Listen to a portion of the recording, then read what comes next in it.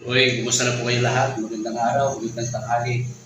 Gusto ko, diretso na tayo sa ating mga issue.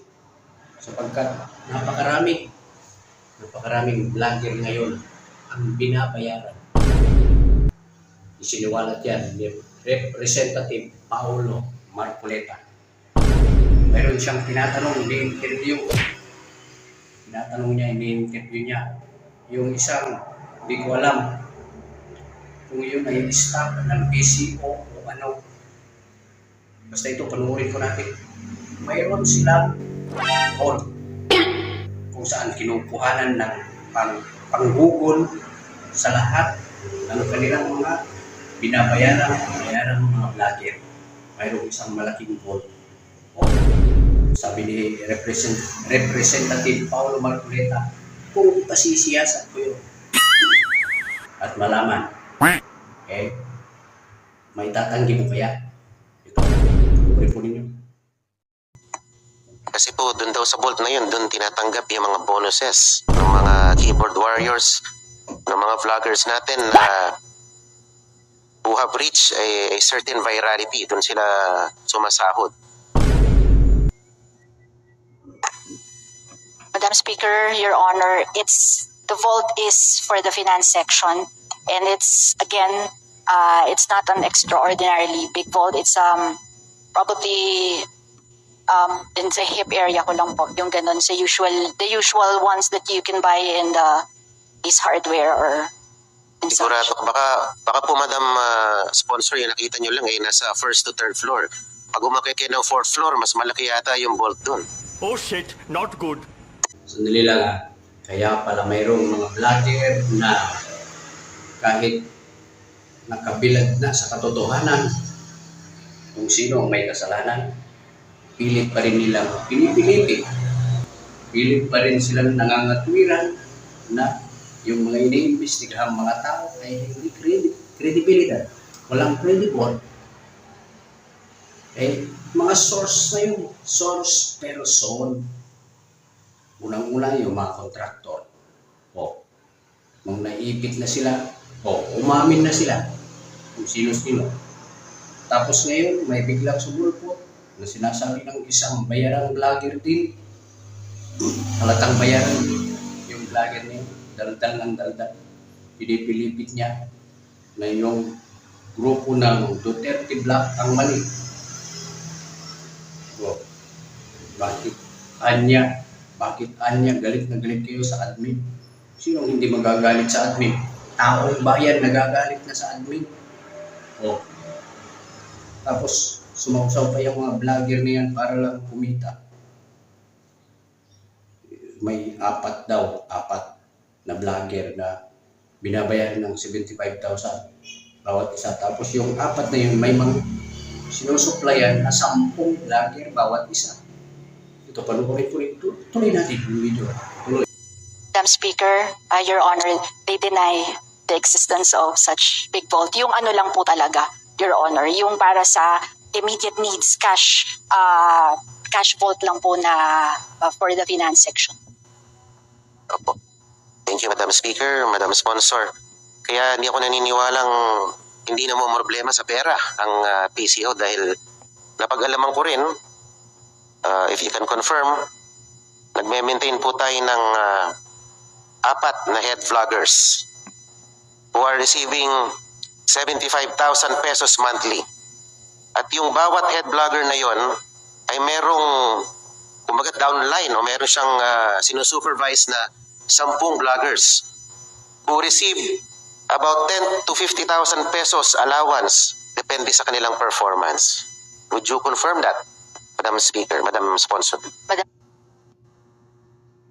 Speaker, Your Honor, again, the agency denies that there is an existence of 10 vloggers who earn that much, Your Honor. Ito po kasing mga nakaraang araw, meron pong lumabas na news item na yun daw pong nanay ko di umano ay konektado sa mga diskayas.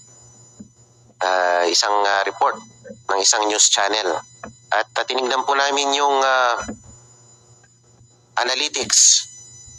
Talagang binuboost yung item na yun, yung news item na yun. Talagang funds were heavily poured on that news item. At ito naman po ay pinick up ng mga vlogger para po ipakalat ang maling istorya na yun. Kaya po naniniwala po ako na napakalaking pera ang ibinubuhos dito sa departamentong ito para kalabanin ang mga kritiko ng administrasyon. Madam Speaker, Your Honor, I may say, ang nanay niyo po ay teacher ko nung grade 4 po ako sa Filipino, sa Marinol po. And I can vouch for Ma'am Edna's integrity, no? And yung binuboost po na napapansin nyo, hindi po galing at least on the PCO's end. Wala Lalakas ng loob nila. Ang lalakas ng loob dahil lang sa pera. Pinipilipit yung matuwid ginagawang baluktot. Isinisiksik sa isipan ng mga tao na yung mga binabanggit nila na Duterte Black ay mali. Alam na po ninyo kung sino-sino yung mga binabanggit nilang Duterte Black. Pinipilit ng mga vlogger ngayon, yung mga bayarang vlogger, na mali yung mga binanggit ng mga source person. Magbigay tayo ng halimbawa. Ito, obserbahan po ninyo. Yung babaeng yan, obserbahan po ninyo. Yung kanyang video na yan, ipapanood ko po sa inyo. Ano ang mapapansin ninyo sa video niya?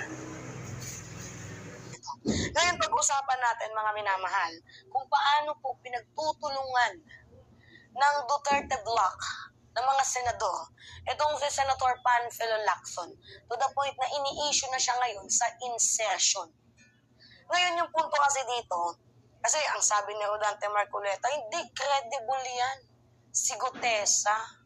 Meron bang credible na surprise witness na yung kanyang mismong affidavit ay hindi naka-notarize ng maayos, itinanggi ng na turingang lawyer na nagpirma daw ng kanyang notary affidavit eklavouche?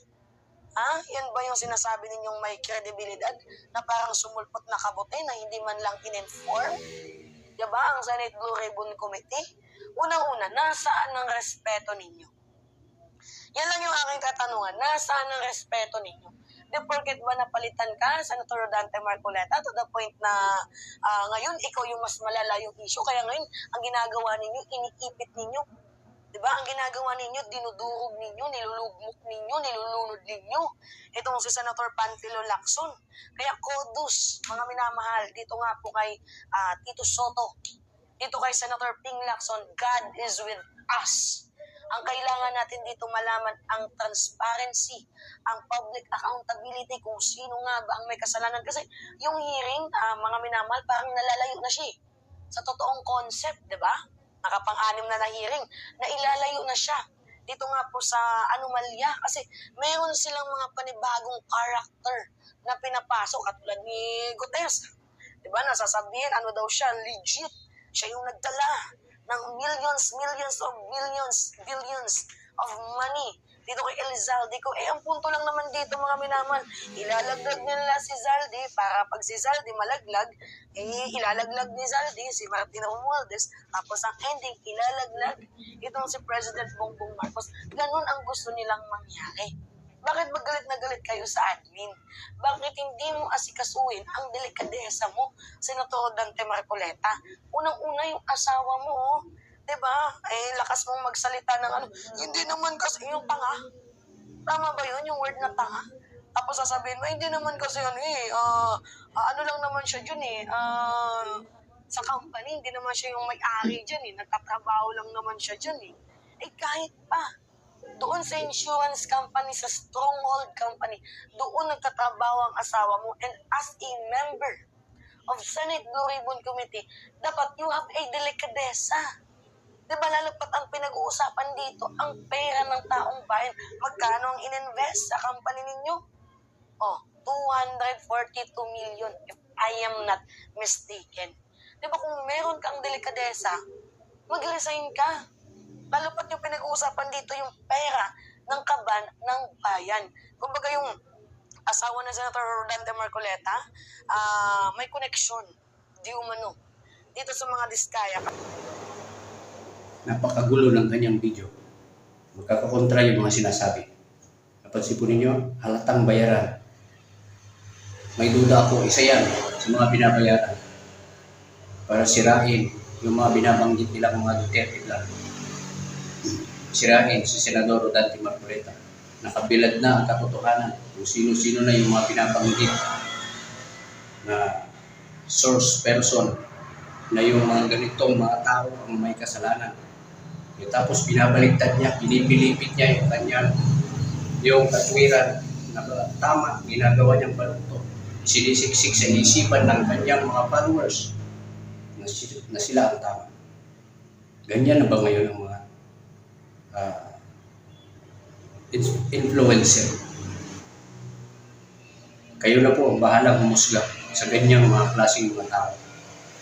Hindi ko alam kung bakit may mga naniniwala sa ganyang mga klaseng mga tao. Dahil lang sa pera, gustong sirahin yung balukto. Kunwari, gusto nilang malaman yung katotohanan. Pero malabo. Sa pananalita ng babaeng ito, hindi ko alam kung naiintindihan niya yung pinagsasabi niya, yung pinagdadaldal niya, yung paninira niya kay Senador Rodante Marcoleta na magkakahalo eh. Halata mong sinisiraan. Kahit alam niya sa kanyang sarili na tama si Senador Rodante Marcoleta. Pero pilit niyang binabaluktot. Isinisiksik sa isipan ng kanyang mga subscriber. Hindi ko alam kung paano pinaniniwalaan ng mga kanyang subscriber yung babaeng yan. Hindi lang siya. Marami sila, pati si Takero. Nagbangsit tinagan mo. Marami sila. Isa na rin yan, si Epipanyo Labrador. Mga bayarang mga vlogger. Sabi nga ni Senador Rodante Marcoleta, kung sino pa yung hindi abogado, sila pa ang nagmamarunong. Silit nilang sinisiraan Senador Rodante Marcoleta, dinadamay na yung kanyang asawa, pinaliwanag na nga nila na yung kanyang asawa, asawa ni Senador Rodante Marcoleta ay walang kaugnayan doon sa mga diskaya. Nakikita sa social media kung sino-sino mga kasama ng mga diskaya. Si Lacson, si pangalan nun, Tulfo, Rapi Tulfo, sino pa? Dating Senador Bong Revilla. Marami silang mga kasamahan. Wala yung pamilya ni Senador Rodante Marcoleta. Tapos sinisiraan ninyo sila. Halata na bayaran itong mga ito. Halatang bayaran ng mga vlogger. Magkano ba ibinigay sa inyo? Kasama rin pala kayong kumahakot doon sa mga basura ng isang bag na basura na 48 million pesos. Basura lang yun para sa inyo. Kunwari, nagtatanong kung sino ang may utang ng flood control issue na yan.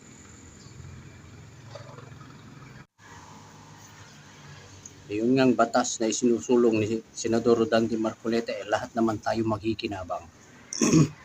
Lahat makikinabang. Pero maraming naninira sa kanya.